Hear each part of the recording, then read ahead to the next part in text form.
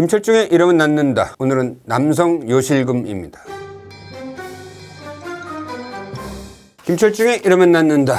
오늘 수배된 질병은 요실금. 다 여성의 문제로 알고 있지만 오늘 다룰 문제는 남성의 요실금입니다. 이 남성 요실금을 해결해 줄 의사를 또 수배해서 모셨습니다. 서울성모병원 비뇨기과 배용진 교수입니다. 안녕하세요. 네, 안녕하십니까. 네. 전공이 그럼 배뇨장이에요. 네, 맞습니다. 그러니까 소변 누는 거랑 관련돼 있는 거죠. 지금 비뇨기과 그잖아요. 네, 맞습니다. 그 전에 비뇨기과 했죠. 근데 이름을 바꿨잖아요. 네네. 그 이름 바꾸는데 내가 혁혁한 기여를 했어요. 여러 후보들이 있는데 내가 여러 사람들 의견을 들어보니까 기를 빼자. 비뇨기에서. 왜?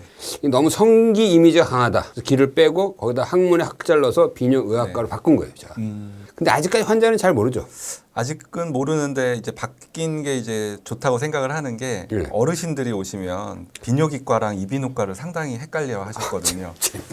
이비인후과가 보통은 이제 5글자인데 어르신들은 네 글자라고 생각을 하시는 거예요. 이비인후과. 비뇨기과, 이비인후과. 야. 그거랑 되게 많이 헷갈려 하시던 게 이제 비뇨의학과라고 하니까 확실하게 주지가 되는 것 같습니다. 자, 그러면 오늘의 남성 요실금인데 남성도 요실금이 있어요?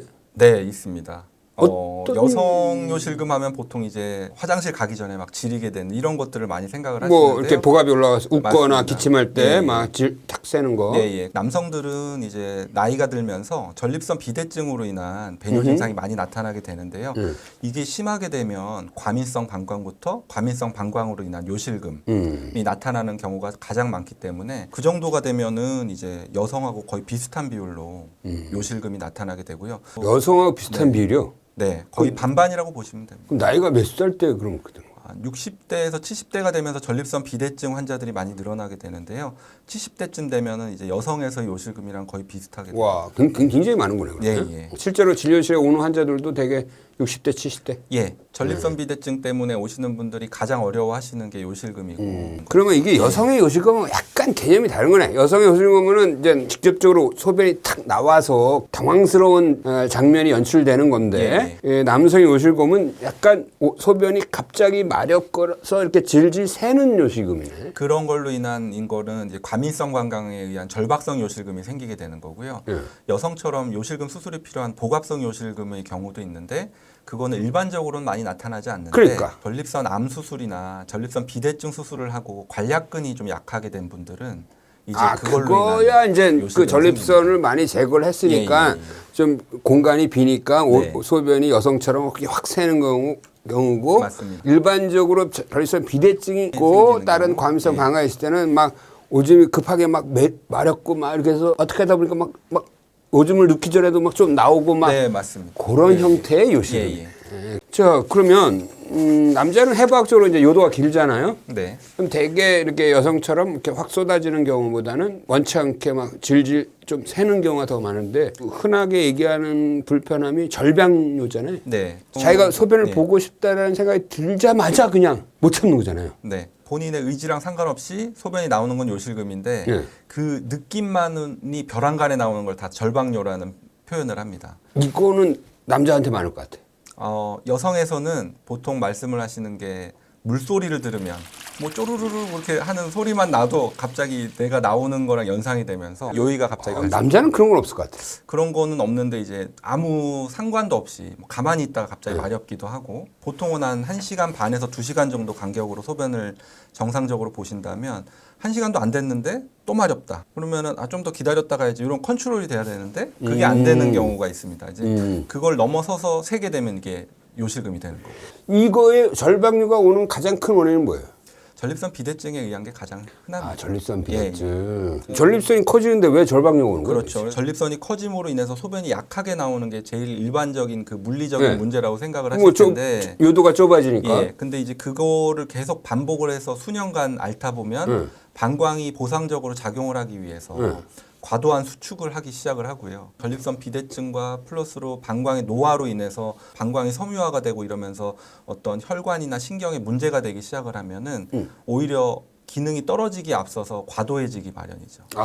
이게 그냥 뇌에서 소변을 보야겠다라고 생각하는 순간 방광이 팍 바로 수축해버려서 그냥 소변을 내보내려고 지금 난리를 치는 거네. 밑에가 너무 좁으니까 좀 더 세게 놓아야겠다. 이런 게 내 몸에서 어느 정도 적응을 하기 시작하면은 과도한 수축이 또 전립선 비대증의 오랜 결과로 네네. 방광이 그냥 세게 내보내는 게 습관화돼 버려서 맞습니다.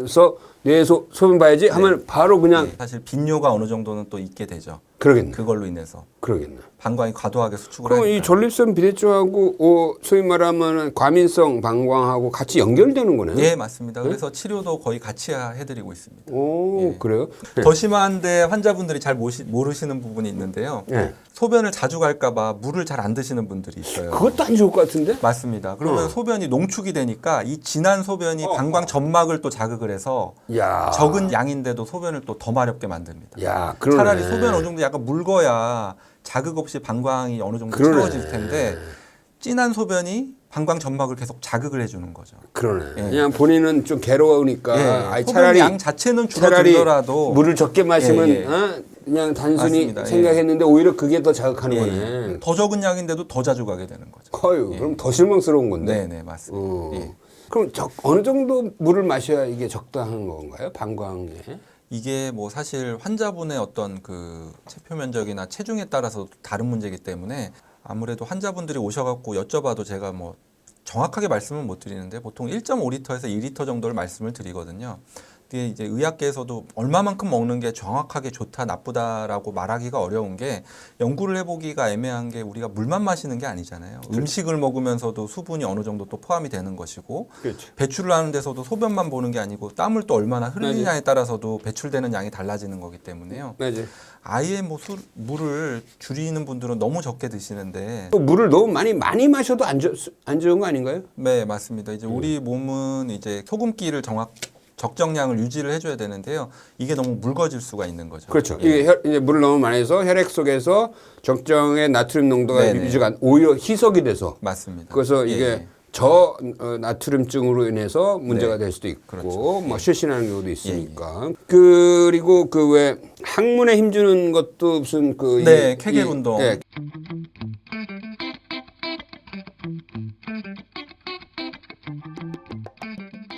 그 요일을 낮추지 않습니까? 네, 절박성 요실금으로 인한 환자분들한테 네. 과민성 방광이 있는 환자분들한테도 효과가 있다고 하고요. 여성분들은 이제 기침 재채기하는 복압성 요실금 때도 많이 권해드릴 만큼 항문하고 요도를 받치고 있는 골반 저근육이라고 하는 네. 부분인데 네.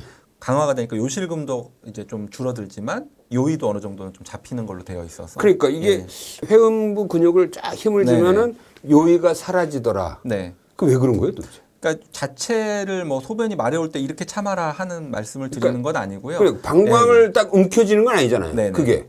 근데 이제 관략근의 수축력이 이제 자체 내 의지대로 할 수 없는 부분이 있기 때문에 네. 그런 것들에 대해서는 우리가 이제 척수나 뇌신경에서 이 소변이 마려울 때 요도가 열리고 방광이 자기 마음대로 수축을 하는 그 부분에 이 서킷이 예, 있거든요. 예. 그 부분을 좀 강화를 시켜준다고 보시면 될 것 같습니다. 그러면 이게 시작은 소변이 시원하게 못 나가면서 이게 이 사달이 벌어지는 거네요. 맞습니다. 아, 예, 예. 그래? 그러니까 모든 배뇨의 결과물을 내려면 밑에 입구가 좁아지지 않아야 되고 그러네. 방광의 수축력이 적당해야 되는데 아. 밑에 있는 부분이 점점 커지게 되면 처음엔 모를 수 있습니다. 왜냐하면 방광은 또 의지대로 더 과도한 수축으로 소변을 밀어내게 되거든요. 그러면 나는 약하다는 거를 미리 표현을 하기에 앞서서 그때까지는 소변의 요속은 괜찮은 상태가 유지가 되는 거죠. 그 소변 볼 때 보는 요속을만 갖고 판단하면 안 되겠네. 맞습니다. 자, 그러면은 보통 소변을 좀 참아줘야 되는 거 아니에요? 과민성 방광의 증상이 있고 과민성 방광 환자라 그러면은 참아서 방광 용적을 늘리는 것도 도움이 되는데요. 네.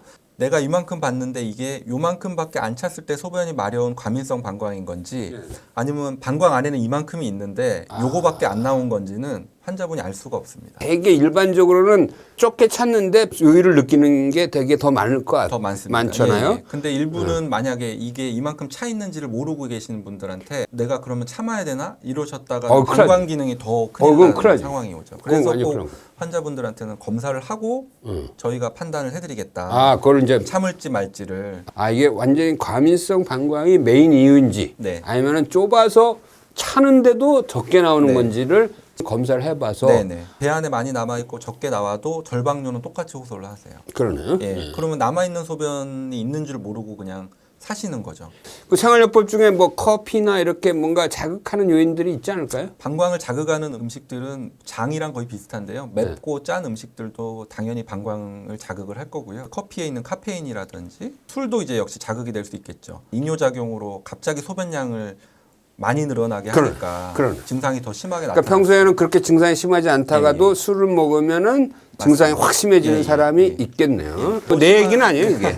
하여튼 그러면 실제로 내가 만약에 요의가 있을 때 케겔 운동처럼 이렇게 항문에 꾹 힘을 주고 네. 풀었다가 힘 주고 하면은 이렇게 몇 번 정도 하다 보면 요의가 사라져요. 그러니까 자체가 요일을 마려울 때 해야 된다는 네, 말씀을 드리는 게 아니고 네. 평상시에 이렇게 훈련을 해 놓으면 그런 과도한 수축력이나 과도한 과민한 느낌이 좀 줄어들 수 있다는 거죠. 자, 절박뇨, 급박뇨 정리하면 그 전립선 비대증이 와서 소변 통로가 좁아져서 제대로 소변이 못 나가니까 방광이 좀 과도하게 수축을 하고 그런 상황이 약 1, 2년 뭐 좀 오래 지속되다 보면은 소변이 적게 있음에도 불구하고 과도한 수축으로 자꾸 급박뇨, 절박뇨가 생기더라.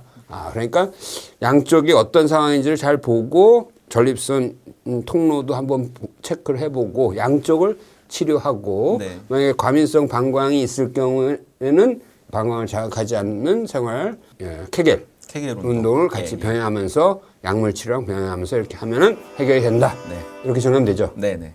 학습력이 좋네. 정리를 아주 잘하셨어요. 남모를 고민 남성의 요실금. 배뇨 증상의 개선은 대부분 이 약물 치료도 많이 좋아지시거든요. 자극 증상들은.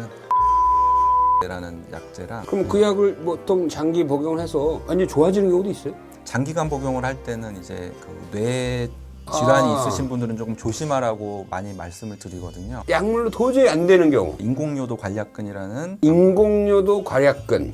요도를 감싸는 이 커프라는 기구값은 아마 500 정도 하고 500만 원이에요, 이게. 해운대 안쪽에 쪽에. 절개를 해서 그래서 요렇게 이렇게 싸주는 거거든요. 마지막 옵션으로 네, 확실한 방법은 있는 거네. 네네. 요실금 너무 무서울 건 아니야.